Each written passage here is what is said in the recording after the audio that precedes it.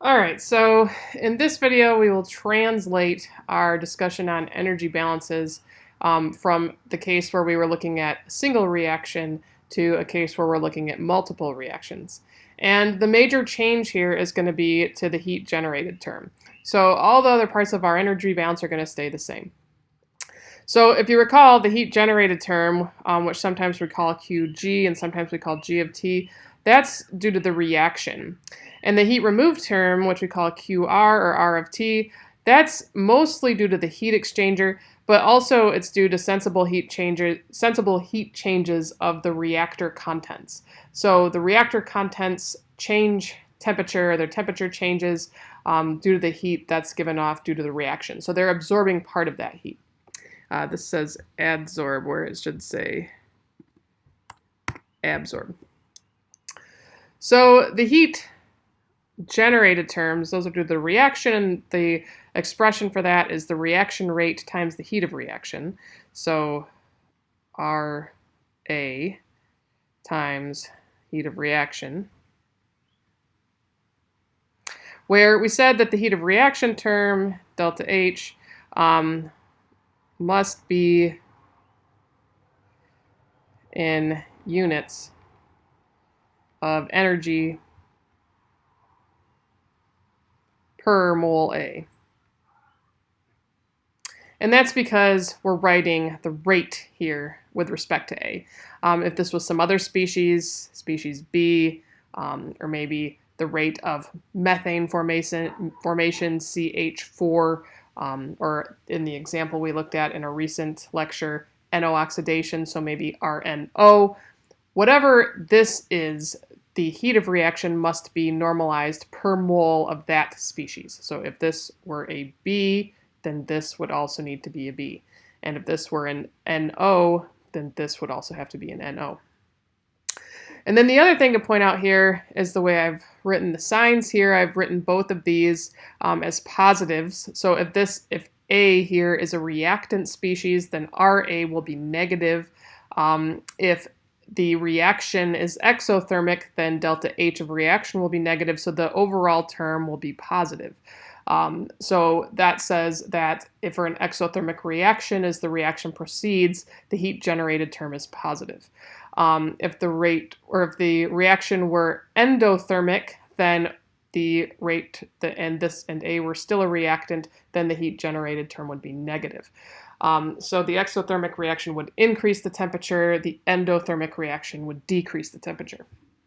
So in the sense of accounting, that's what we want to see. We want to make sure that our rate times heat of reaction term is incrementing or decrementing the temperature accordingly to whether the reaction is exothermic or endothermic.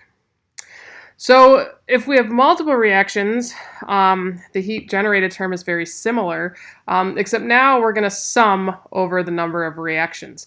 So we're going to have an Ri term for each reaction. So if we have 3 reactions, then we'll have 3 R times H term, where the I would be reactions 1, 2, and 3. And again, here we have a J. This is so that we are picking with respect to a particular species. So species J, and the point there is to make sure that that the units on rate, moles of some certain species per volume per time, are multiplying against an energy per moles of some certain species, so that the ultimate units are going to be energy per volume per time. So in this expression, I are reactions and J are species. In the sum, there should be 1 R times H term per reaction. So if you have 2 reactions, there's 2 of these. If you have 3, there's 3, etc. The purpose of the J subscript is to ensure consistent stoichiometry in units, that each rate of reaction and heat of reaction pair are taken with respect to the same species. What matters here is that J is consistent for each pair. It's okay if J varies from pair to pair. So this is basically just getting the reaction stoichiometry correct for each term. There's a stoichiometry element buried in the H term. There's a stoichiometry element buried in the R term. Those multiplied together, the stoichiometry goes away, and it just gives you the heat given off as a function of the progress of the reaction. So in each one of these terms, you can change the J term, but you can't change, you have to have a consistent J term between this term and this term for each pair. And then beyond that, the solution procedure is the same as it is for the non-isothermal case when you have multiple reactions, in that you have to use N's and F's instead of X's. So you're going to solve a system of ODEs, or a system of equations, algebraic equations, and you're probably going to do that using mathematical software. And in fact, you are almost assuredly going to do that using mathematical software. So I want to do an example, basically just to demonstrate how to set up this sum here. So the gas phase elementary reactions, 2A go back and forth to B, and then 2B plus A goes to C, are carried out in a non-isothermal PFR with no pressure drop. We want to write the symbolic expression for the heat generated term. So for the, and we're given some info here about the various quantities involved in the reaction. So if you recall, for the PFR, for a non-isothermal PFR, the energy balance looks like dT dV is equal to the heat generated term minus the heat removed term divided by the sum of the flow rates of the different species times their heat capacities. So in this case, the heat removed term is due to the heat exchanger, and the heat generated, this should be here. And actually, that's going to be positive. So in this case, the heat generated is due to the reaction, and the heat removed is due to the heat exchanger. So we want to write the expression for this QG term. So QG equals. So we have two reactions here. So we're going to write a sum over those two reactions. And that's going to be minus Rij times negative delta H Ij. And notice here I have negatives again. So if species J is a, so we're going to write this for I over I reactions, and with respect to species J. If species J is a reactant species, then the rate of consumption is going to be positive. The heat of reaction, if it's an exothermic reaction, is going to be negative. That means minus the heat of reaction is going to be positive. That means that the QG term would be positive for if we're speaking of a reactant species in an exothermic reaction. So again, you'll see a variety of ways to have these expressions written with the negative signs. Just the important part there is to ensure that when you multiply the terms together, you're getting a positive number or a negative number based on whether the species of interest is a reactant or product, and also whether the reaction is exothermic or endothermic, and all of that should make sense. So if it's going to increase or decrease the temperature. Okay, so we want to now write out this expression. So we have two reactions. So I is over reactions. So we're going to have two terms here. So this is going to be R1, and the rate constant for reaction was in terms of A. So I'm just going to say A here.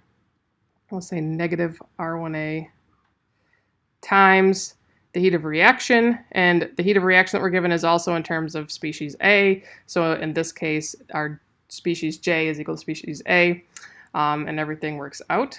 So heat of reaction 1A. So this is going to be species J, and then this 1 here is reaction I for this term.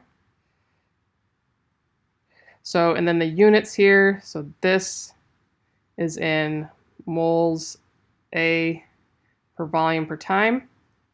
This is going to be per liter, and we know that because the rate constant is molar times minutes.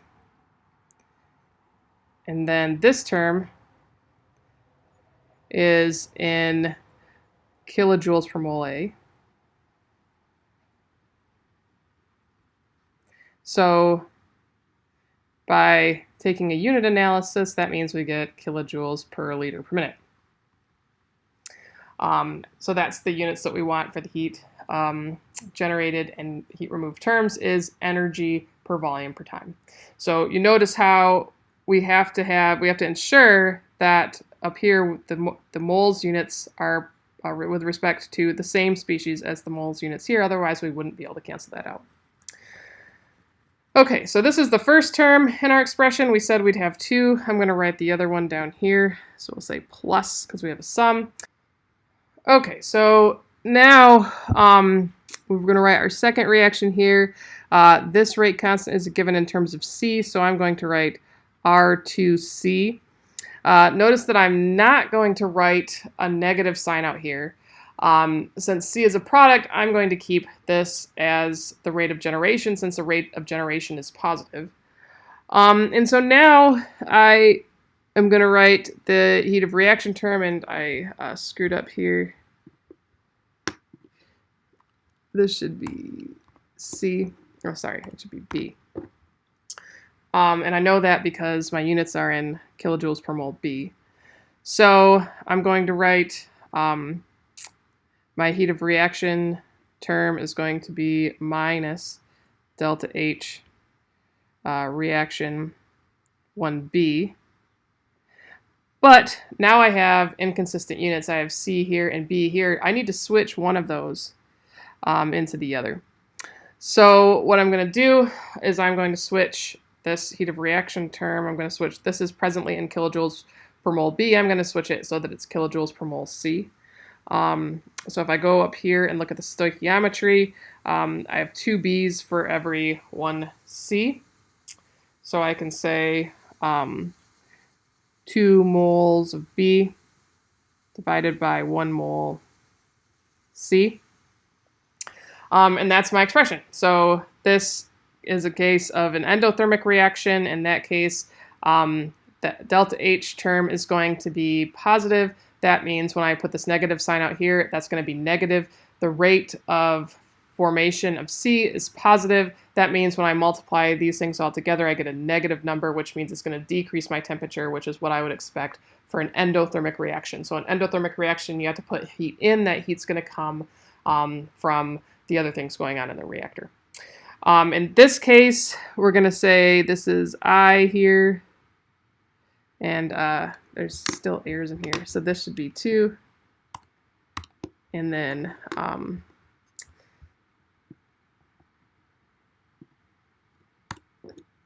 this should be 2.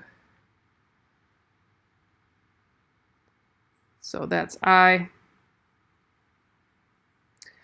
Species C then we're saying is J. So when I take and do this stoichiometric transformation, that puts the heat of reaction. So we'll say 2 times delta H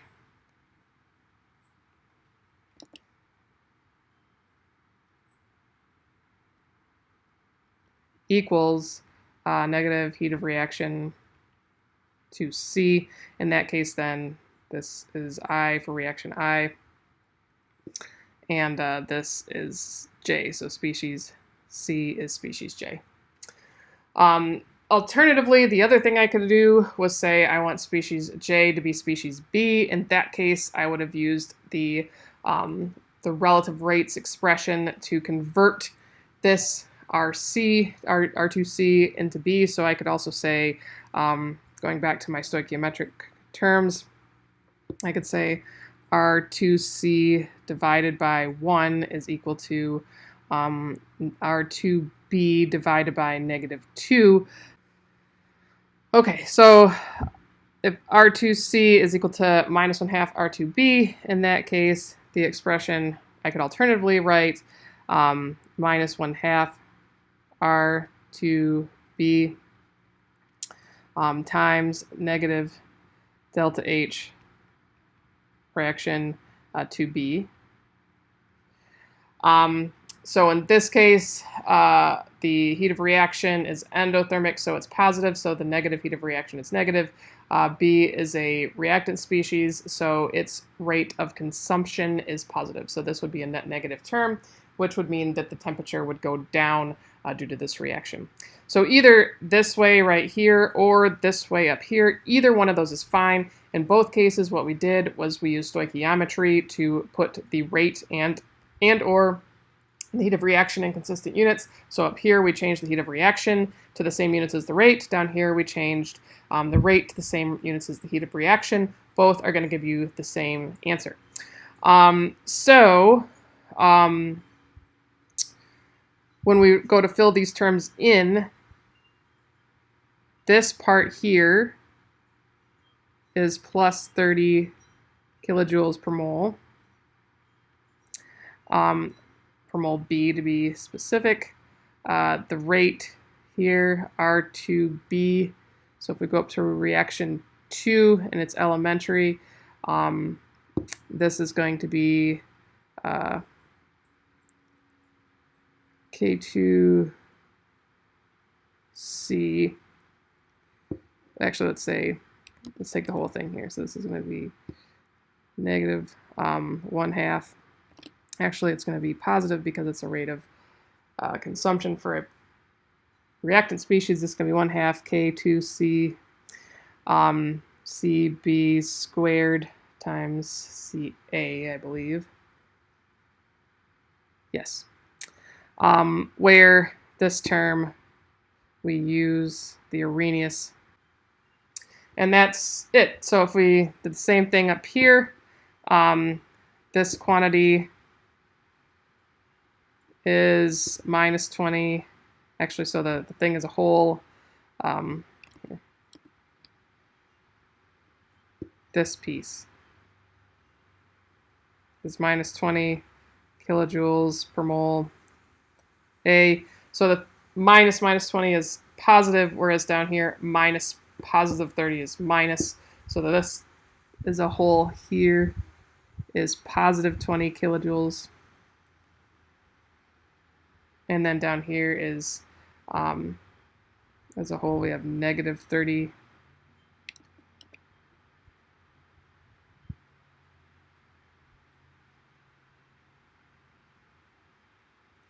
And then again, up here, we could write the rate expression. So the rate expression for A here, RA is going, or minus RA is going to be K1A times quantity CA squared minus CB over KC.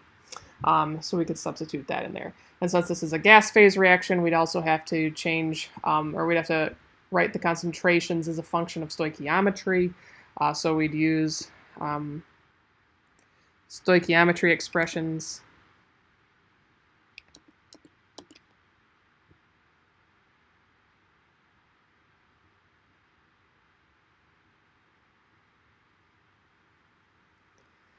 For concentration.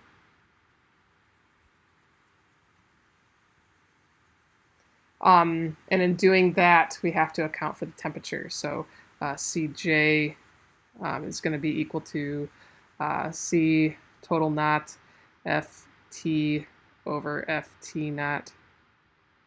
And then it's, I believe, T naught divided by T.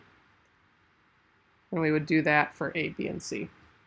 And then, of course, we would have a Ft equals Fa plus Fb plus Fc.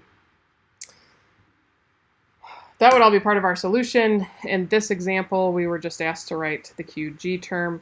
So it's going to include the two terms, one for each reaction. For the second one, since we're given a rate in terms of C and a heat of reaction in terms of B, we have to use stoichiometry to convert. So we can do that as we write out the term, and either there's multiple ways we can do it, and both ways should give the right answer.